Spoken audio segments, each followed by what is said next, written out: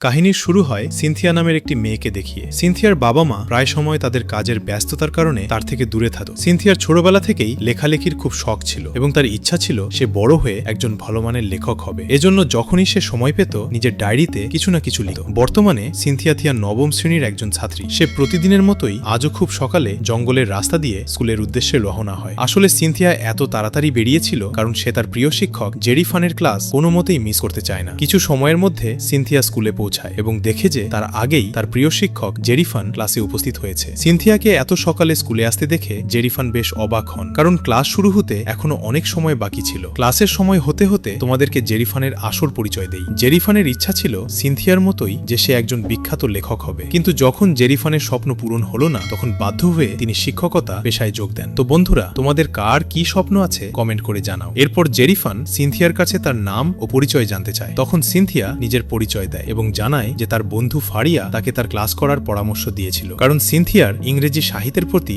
গভীর আগ্রহ ছিল। এরই মধ্যে সিনথিয়ার বন্ধু ফারিয়া সেখানে চলে আসে। ফারিয়া ছিল ক্লাসের মধ্যে একজন মেধাবী ছাত্রী। ক্লাস শুরু হতে যেহেতু অনেক দেরি ছিল তাই দুই বান্ধবী ক্লাসের বাইরে চলে যায় আড্ডা দেওয়ার জন্য। তারা ক্লাস থেকে বাইরে বেরোনোর পর জেরিফান চুপি চুপি সিনথিয়ার ব্যাগ এবং তার জিনিসপত্র চেক করতে শুরু করে। তখন জেরিফান সিনথিয়ার জিনিসপত্রের মধ্যে এটি 18+ বই অর্থাৎ অ্যাডাল্ট বই খুঁজে পান। জেরিফান সেটা খুলে দেখার আগেই সেখানে রমেশ নামের একজন শিক্ষক চলে আসে। রমেশ এবং জেরিফান দুজনকার খুব ভালো বন্ধু। রমেশ জেরিফানের জন্য কফি নিয়ে এসেছিল। এরপর রমেশ জেরিফানের হাতে কফি ধরিয়ে দেয় এবং তার হাত থেকে সিনথিয়ার সেই বইটি নিয়ে পড়তে শুরু করে। এরপর সিন পরিবর্তন হয়ে রাতের সিন চলে আসে। এখানে আমরা দেখতে পাই জেরিফান ও তার স্ত্রীর সাথে বসে আছে। জেরিফানের স্ত্রী তার নিজের অফিসের কাজে খুব ব্যস্ত, কিন্তু জেরিফানের মুড আজ কিছুটা রোমান্টিক ছিল। এরপর সে তার স্ত্রীর কাজের মনোযোগ নষ্ট করার জন্য একটি মিথ্যে গল্প সাজায়। জেরিফান বলে যে আজ তার স্কুলে একজন ছাত্রী তার লেখা বই পড়ছিল এবং তার অনেক প্রশংসা করছিল। নিজের স্বামীর প্রশংসার কথা শুনে তার মনোযোগ সাথে সাথে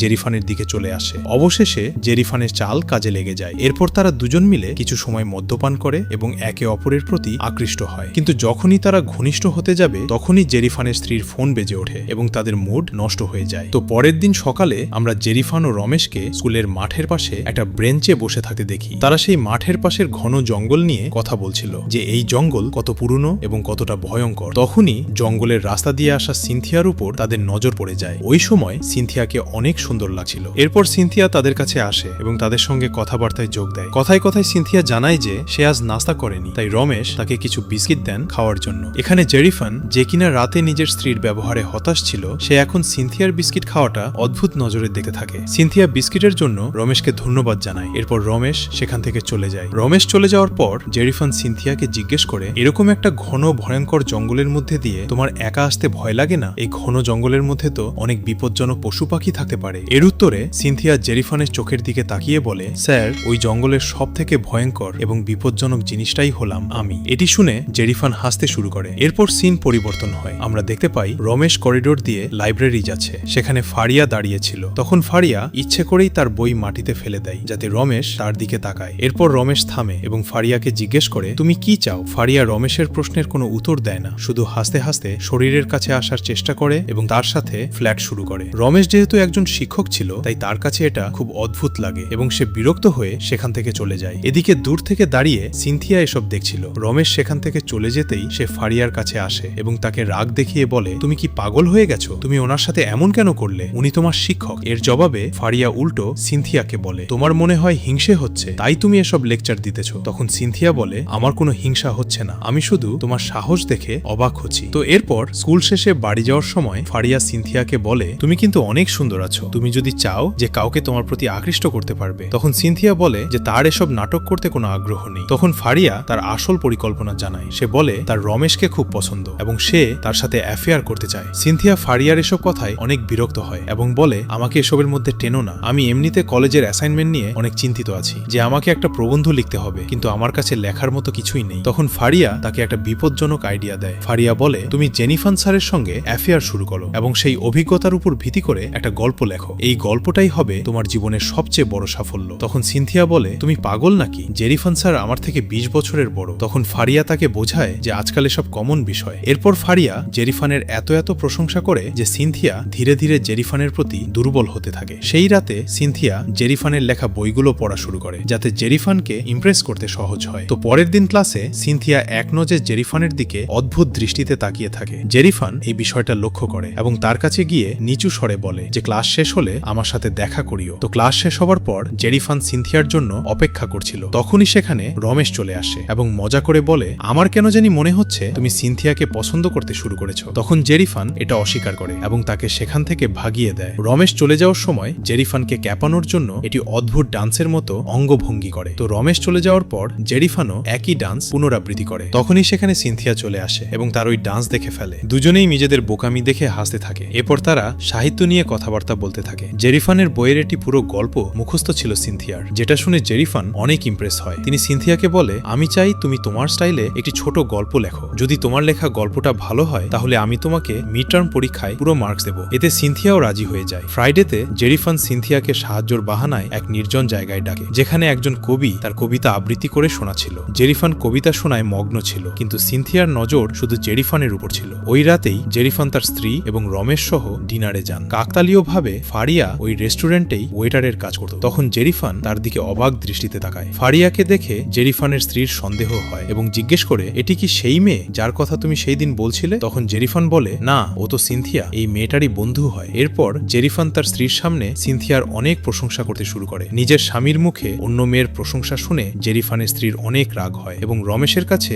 জেরিফানের নিন্দা করতে শুরু করে। তো পরের দিন জেরিফান ও রমেশ মাঠে বসে আড্ডা দিচ্ছিল। তখন সিনথিয়া জঙ্গল থেকে কফি হাতে বেরিয়ে আসে এবং তাদের দুজনকে দেয়। এখানে রমেশ সিনথিয়ার কফির অনেক প্রশংসা করে। এরপর রমেশ সেখান থেকে চলে যায় যাতে তারা দুজনে মন খুলে কথা বলতে পারে। এরপর সিনথিয়া ও জেরিফান পাশাপাশি বসে কথা বলতে শুরু করে। তারা একে অপরের পছন্দ অপছন্দ নিয়ে কথা বলতে থাকে। কিছু সময়ের জেরিফানের স্ত্রীর তাকে মেসেজ করে যে বাইরে কোথাও যেতে হবে। তারপর জেরিফান ক্লাসে আসে এবং সেখানে সিনথিয়া তাকে তার প্রিয় লেখক সম্পর্কে জানায়, যার উপর ভিত্তি করে সে গল্প তৈরি করছে। ক্লাসে সিনথিয়া জেরিফানকে একটু রোম্যান্টিক অঙ্গভঙ্গি দেখি প্রলুব্ধ করার চেষ্টা করে, কিন্তু জেরিফান এতে ঘাবড়ে যায় এবং দ্রুত বাড়িতে চলে যায়। তখন ফারিয়া তার কাছে আসে এবং জেরিফা টেবিলের উপর চড়ে বাজে অঙ্গভঙ্গি করে সিনথিয়াকে খেপাতে থাকে। এরই মধ্যে সেখানে রমেশ চলে আসে। এরপর ফারিয়া আবারও তার শিক্ষক অর্থাৎ রমেশের সঙ্গে ফ্লার্ট করতে শুরু করে এবং সুযোগ বুঝে রমেশের মোবাইলটি নিয়ে তার বুকে কাপড়ের মধ্যে লুকিয়ে ফেলে আর মোবাইল তার শরীর থেকে বের করার চ্যালেঞ্জ দেয়। এই গোলমালের মধ্যে সিনথিয়া লক্ষ্য করে যে তার মোবাইলটিও সেখানে নেই। এরপর সিন পরিবর্তন হয়। আমরা দেখতে পাই জেরিফানের স্ত্রী তার অফিসিয়াল কাজে ব্যস্ত থাকায় তাদের বাইরে যাওয়ার প্ল্যান বাতিল হয়েছে। তখন সিনথিয়ার ফোনে কল আসে। আসলে জেরিফান ভুল করে সিনথিয়ার ফোন তার সঙ্গে নিয়ে এসেছে। তিনি যখন এই বিষয়টা জানতে পারে তখন ফোন ফেরত দিতে সিনথিয়ার বাড়ির উদ্দেশ্যে বের হয়। জেরিফান সেখানে পৌঁছানো মাত্রই জোরে বৃষ্টি শুরু হয়। এরই মধ্যে সিনথিয়া একটি সুন্দর ড্রেস পরে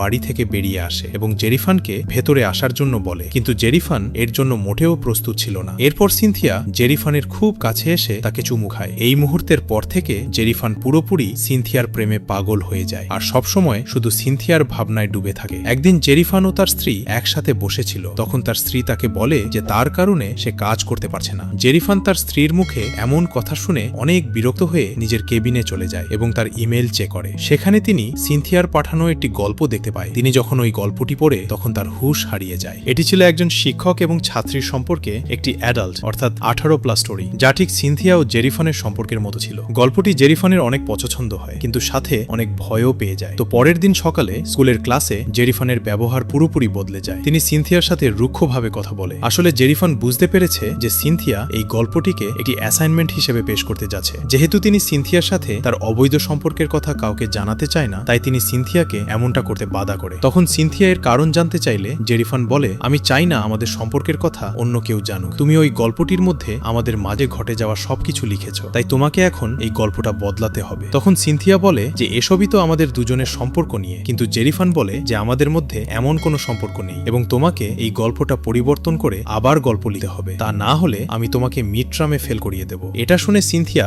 অনেক রেগে যায় এবং চিৎকার করে বলে, তুমি আমার এই গল্প দেখে হিংসা করছো, কারণ আমি যেটা লিখেছি সেটা তুমি কখনো লিখতে পারোনি আর আমি এই গল্প কখনো চেঞ্জ করব না। এতে তুমি আমাকে ফেল করাতে চাইলে করো। এরপর সিনথিয়া কাঁদতে কাঁদতে বাড়ি চলে যায় এবং বাড়ি গিয়ে মনের দুঃখ ভুলতে ফারিয়ার সাথে মদ্যপান করে। এরপর সিন পরিবর্তন হয়। আমরা দেখতে পাই জেরিফান অনেক ডিপ্রেশনে আছে এবং খুব দুঃখী ও চিন্তিত। তখন তার স্ত্রী তাকে জিজ্ঞেস করে যে তার কি হয়েছে। জেরিফান তার স্ত্রীর সাথে ঘনিষ্ঠতা বাড়ানোর জন্য সিনথিয়ার লেখা ওই অ্যাডাল্ট গল্পটি পড়তে দেয়, যেটা পড়া মাত্রই তার স্ত্রী অনেক রোম্যান্টিক হয়ে যায় এবং জেরিফানের কাছে আসে। কিন্তু তখনই সেখানে রমেশ চলে আসে, যার ফলে তাদের রোম্যান্স করার মনোভাব নষ্ট হয়ে যায়। এদিকে সিনথিয়া প্রতিশোধ নেওয়ার সিদ্ধান্ত নেয়। সে ফারিয়াকে বলে যে এখন এখন জেরিফানের উপর তার কোনো আগ্রহ নেই। তারপর সিনথিয়া ফারিয়াকে বলে রমেশকে মেসেজ করতে। এরপর ফারিয়া তার কথা মতো রমেশকে মেসেজ করে বিরক্ত করতে শুরু করে, কিন্তু ফারিয়ার কথায় তার কোনো প্রভাব পড়ে না। এরপর সিনথিয়া তার এবং ফারিয়ার একটা ভালো ছবি রমেশকে পাঠায়। এসব দেখে রমেশ বুঝে যায় যে কিছু একটা গোলমাল আছে এবং তিনি জেরিফানের বাড়ি থেকে বেরিয়ে আসে। কিছুক্ষণ পর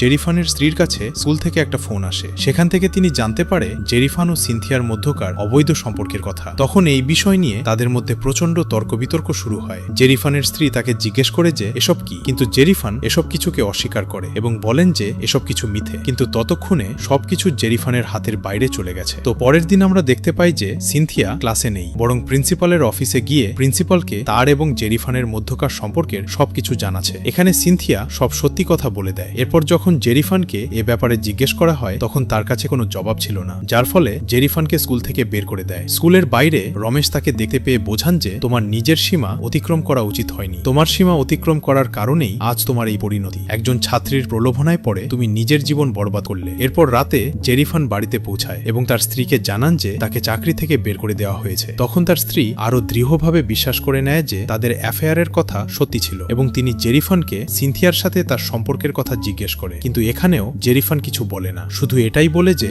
সবাই যা ভাবছে তেমন কিছুই নেই আমাদের মাঝে। এই বিষয় নিয়ে তাদের দুজনের মধ্যে অনেক ঝগড়া শুরু হয় এবং জেরিফানের স্ত্রী তাকে ডিভোর্সের হুমকি দিয়ে সেখান থেকে বেরিয়ে যায়। জেরিফান এখন পুরোপুরি একা এবং ধ্বংস হয়ে গেছে। এরই মধ্যে ফারিয়া সিনথিয়াকে জানায় যে তোমার কারণে জেরিফান স্যারের জীবন বরবাদ হয়ে গেল। তোমার কি একটুও খারাপ লাগছে না? তুমি কেন এমন করলে? কিন্তু এতে সিনথিয়ার বিন্দুমাত্র দুঃখ ছিল না যে তার জন্য কারো জীবন নষ্ট হয়ে গেল। তখন সিনথিয়া হাসতে হাসতে বলে আমার কেন খারাপ লাগবে? জেরিফান আমাকে যেমন ব্যবহার করেছে তেমনি আমিও তাকে ব্যবহার করলাম। এখন সে বুঝবে আমি কি জিনিস। আমার কলেজে অ্যাডমিশনের জন্য একটি বড় সাফল্যের সত্য কাহিনী দরকার ছিল, যেটা আমি পেয়ে গেছি। এরপর সিনথিয়া তার এই অভিজ্ঞতাকে তার প্রবন্ধ হিসেবে লেখে এবং কলেজের অ্যাডমিশনের সিট নিশ্চিত করে, যেমনটা সে সিনেমার শুরুতে বলেছিল যে সে জঙ্গলের সবথেকে বিপজ্জনক জিনিস। তো বন্ধুরা, এই বিপজ্জনক সম্পর্কের মধ্যে দিয়ে এই সিনেমাটি এখানেই শেষ হয়ে যায়। এই গল্পটি আমাদের এটাই শিক্ষা দেয় যে বাইরে থেকে দেখা শান্তশিষ্ট একটি মানুষ কতটা বিপজ্জনক হতে পারে। সিনথিয়া নিজের সাফল্যের জন্য জেরিফানের পুরো জীবনটা নষ্ট করে দিল। তোমাদের কি মনে হয় এই ধ্বংসের জন্য দায়ী কে?